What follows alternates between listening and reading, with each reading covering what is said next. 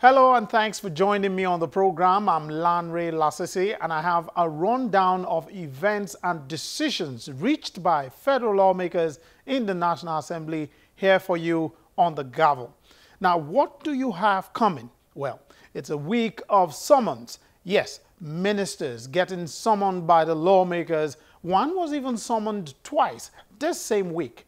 We will be looking at some ongoing investigations and some resolutions that will kickstart some more investigations. And a lawmaker defects in the House of Representatives. You need to see the reactions that trailed the announcement of his defection.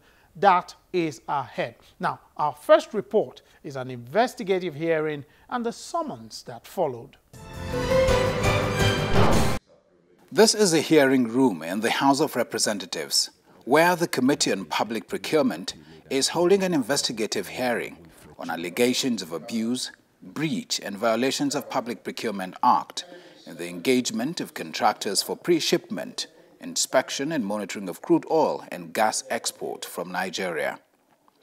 This hearing is as a result of a motion raised by a federal lawmaker, Representative Babatunde Kolawole, who reminded the lower chamber that in June 2015, the President had mandated the Finance Ministry to process engagement of pre-shipment inspectors through selective tendering, approved by the Bureau for Public Procurement, BPP.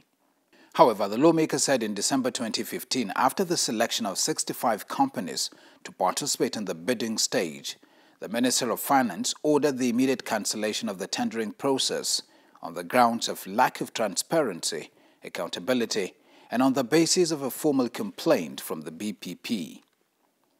The lawmaker asked the House to investigate allegations of abuses in the fresh tendering process. But the investigative hearing got off to a shaky start as the Finance Minister failed to appear. I received this invitation to be here on behalf of the Minister only on Friday after close of work around 7 o'clock. I am here out of respect for this Honorable House, but I do not have any memorandum to present because there was no time to do so.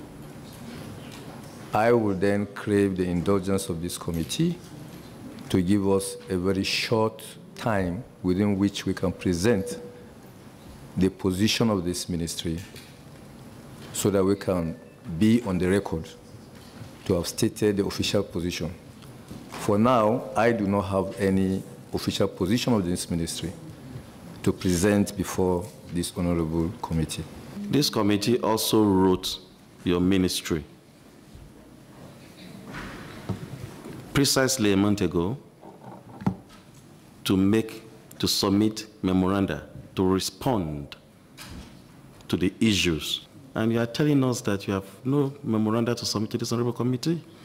Committee members then adopted some resolutions. My second application is that the minister and the PAMSEC be summoned to appear before the committee tomorrow.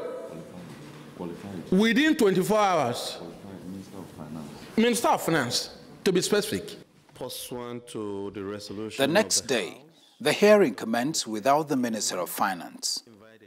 The chairman of the committee informs those gathered that the minister says she will appear in the course of the day's session.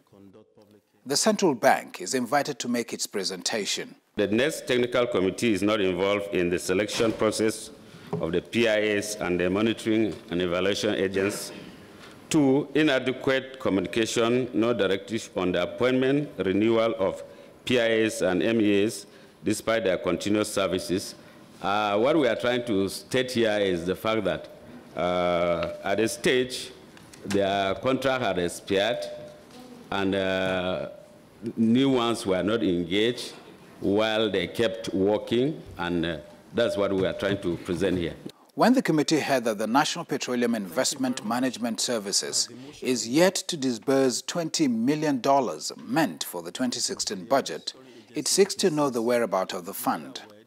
You are yet to disburse, which means you have the money and you have not disbursed. The money is not in NAPU, sir. That's what I wanted to let you know. This money is in Central Bank. It has always been Central Bank. It's Federation account money. Central Bank.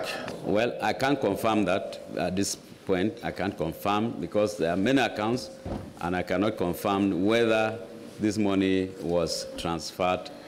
The committee also heard from other government agencies, and for one member, everything points at one direction. So it goes back to Ministry of Finance, Procurement. The House then arrives at this resolution. That the Honorable Minister of Finance, Honorable Minister for Works, Housing and Power, that both of them should cause appearance on Tuesday by 10 a.m. unfailingly.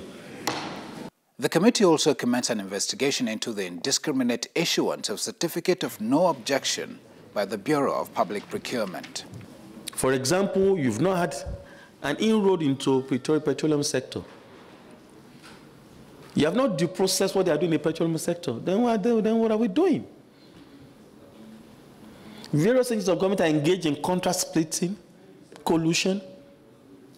From the interaction we've had with various ministries and agencies of government, like I told you earlier, we've seen an agency, an institution, that used 2009 tax clearance certificate to award the contract in 2015.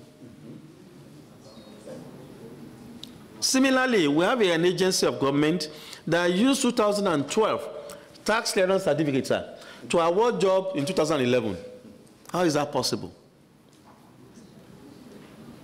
We have seen agencies that will break a contract of, say, 100 or 200 million into bit by bit and award it to the same company.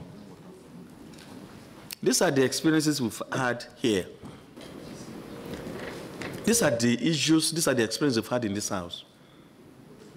And so whatever we do today, our children will pay for it tomorrow. Any mistake, any error that we commit today, our children will ask questions. The committee says it will be inviting relevant agencies in relation to some petitions received by the committee.